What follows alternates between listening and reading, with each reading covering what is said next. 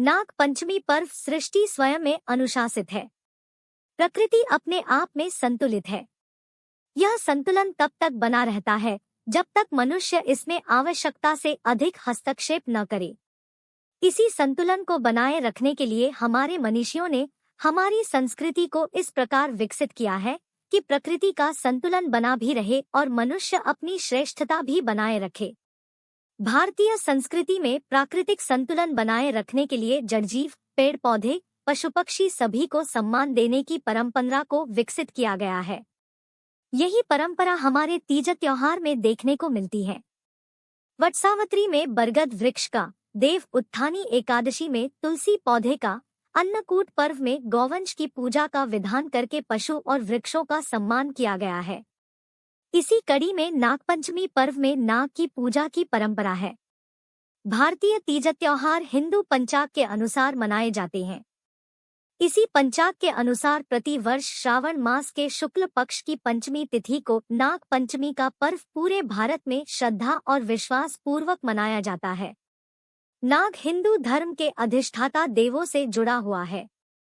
भगवान विष्णु शेष नाग के सैया पर विश्राम करते हैं, तो वहीं आदि देव महादेव का श्रृंगार ही सर्पों से होता है।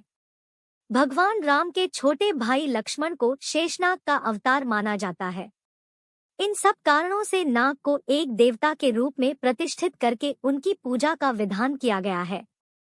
ऐसी मान्यता है कि समुद्र मंथन से जो विष प्राप्त हुआ, श्रावण शुक्ल पंचमी के ही दिन उस विष को भगवान भोलेनाथ ने पान किया था। इसी समय विष की कुछ बूंदें उनके गले पड़े सर्पों के मुख पर भी चली गई।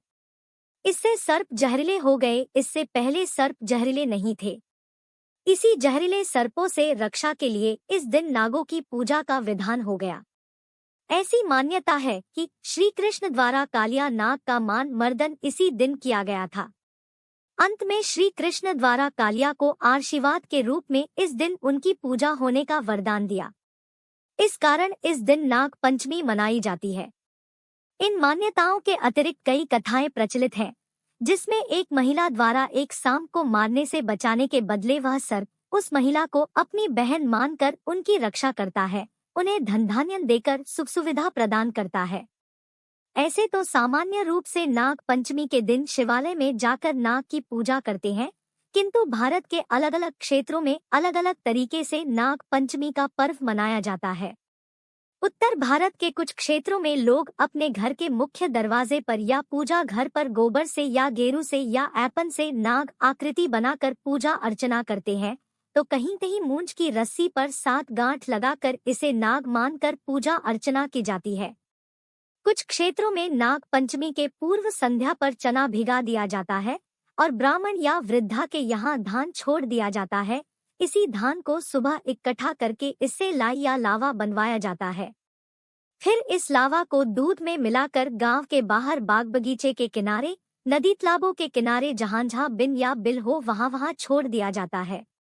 कुछ क्षेत्रों में गुड़िया सिलाने की परंपराएं प्रचलित है, जिसमें अविवाहित कन्या गुड़िया बनाती है, जिसमें लहरदार रेखाएं होती है। गुड़िया को कृष्ण कथा के पूतना का प्रतीक माना जाता है तथा लहरदार रेखाओं को कालिया नाग का प्रतीक। फिर इस गुड़िया को गांव के लड़के छड़ी से पीटते हैं। उसे पीटना पूतना वध और कालिया नाग मर्दन का प्रतीक माना जाता है। फिर लड़कियां श्रृंगार करके उसे गांव में बने गुड़िया तालाब में विसर्जन करने जाती है। इसे ही गुड़िया सिलाना कहा जाता है। गुड़िया विसर्जन करने के पश्चात लड़कियां झूला झूलती है।